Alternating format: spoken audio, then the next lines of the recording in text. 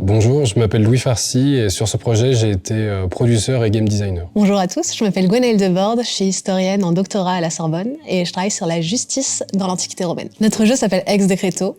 C'est un jeu d'enquête dans lequel vous êtes plongé dans l'Empire romain. Vous incarnez un gouverneur dans une province qui a quelques difficultés.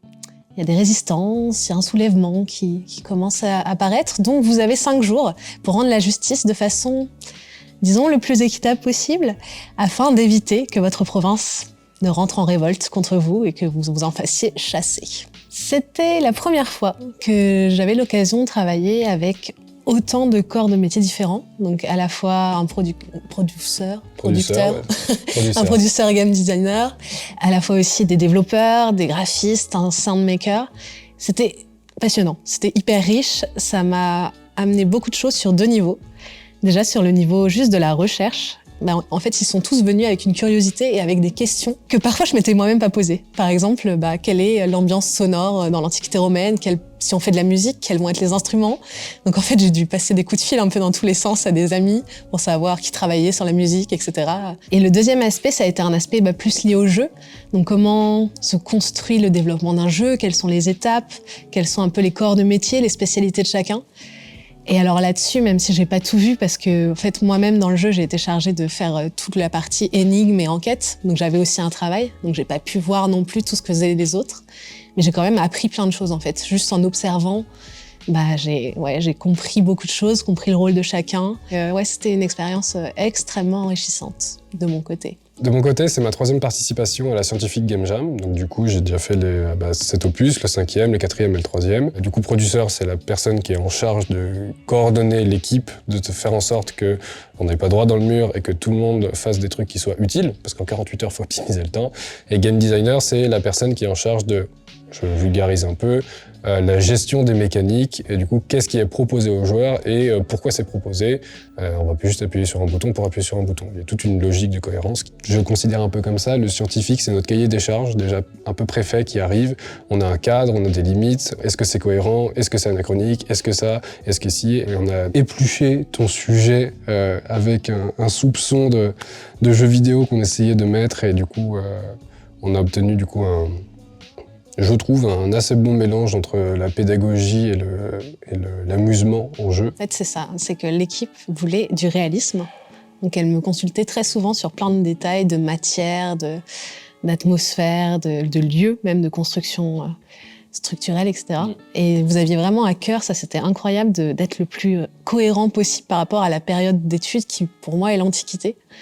Et du coup, c'est vrai qu'il y avait une consultation constante que toi, tu chapeautais, globalement, parce que c'est vers toi que toutes les infos montaient.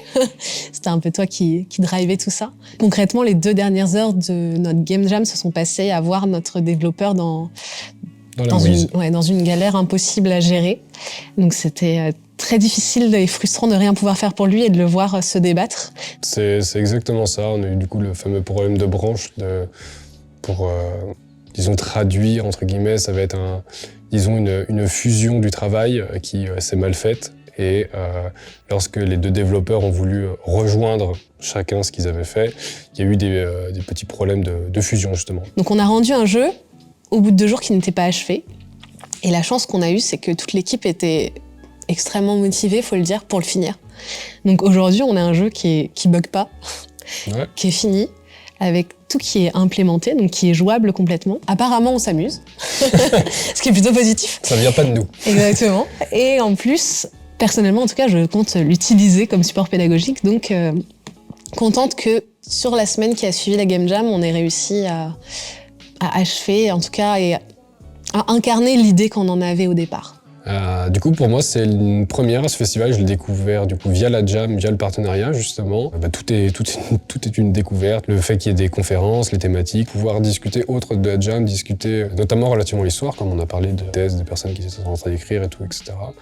Et non, c'est vraiment intéressant. Du coup, une découverte pour moi de ce festival. Alors, donc moi, c'est pas mon premier festival de l'histoire, même si je les ai pas tous faits. Et c'est vrai que c'est assez agréable de voir que la science s'ouvre au ludique, parce que je pense vraiment que c'est un médium génial pour pouvoir accéder à d'autres populations et Bah, typiquement, moi, je suis très contente que mes parents puissent enfin comprendre ce que je fais à travers un jeu. Puisque leur expliquer une thèse, même quand on est simple, ça reste très théorique, en fait. Ça reste des choses en plus sur lesquelles on est en train de travailler, donc qui sont pas encore incarnées, qui sont pas finies. Et là, on a quand même un produit qui, même s'il reste 2-3 détails à gérer, est relativement fini. Donc, ils peuvent expérimenter et ils peuvent surtout vivre d'une certaine façon l'histoire, donc ce qui rend les choses beaucoup plus réelles pour eux. Donc je trouve ça extrêmement précieux qu'un festival aussi sérieux et aussi important que les rendez-vous d'histoire s'empare d'un objet de vulgarisation, comme on dit, enfin, qui puisse rendre des sujets parfois un petit peu compliqués, accessibles au grand public et notamment aux enfants. Ouais, ça c'est fou. Ouais, ça, je trouve ça génial. Donc moi, ça fait 2 jours que dès que je rencontre un historien que je connais, je lui dis, tu sais, ça peut être utile en cours, ça peut être utile en classe. Et puis du coup, on a eu des retours de professeurs qui avaient fait jouer à leurs élèves et puis même des personnes qui passaient. Globalement, on a un bon retour et surtout sur une question d'équilibre entre la partie ludique et la partie qui, moi, m'intéressait aussi, qui était la partie un peu sérieuse, scientifique. Ouais, c'est pas un jeu ennuyeux, quoi. C'est un jeu qui reste ludique, dans lequel on interagit, dans lequel on bouge, on a une interaction avec tout l'espace.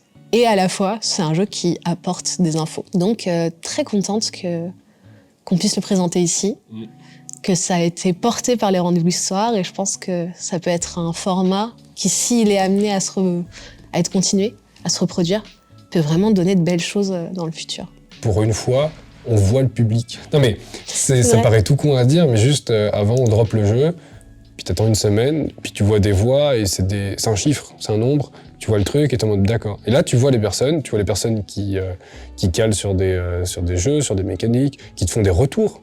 Parce que tout le monde ne laisse pas forcément un commentaire sur le truc, parce que t'as pas de compte, t'as pas de truc, t'as pas le temps, t'as la flemme. Et là, tu vois la personne qui est juste à côté, tu dis « Ah, mais j'aurais pas fait ça », ou « J'ai pas compris ça », ou « Parce que je voyais ça », etc. Au niveau de la jam et du retour de l'investissement qu'on a fait sur le week-end, c'est vraiment top. Jouer à notre jeu, c'est le meilleur. Il faut jouer. Et en toute justesse, il est disponible sur itch.io, sur la page de Louis Farcy. Et du coup, vous retrouverez Ex Decreto pour y jouer. Et on compte sur vous pour réussir cette affaire. Exactement. Bon courage.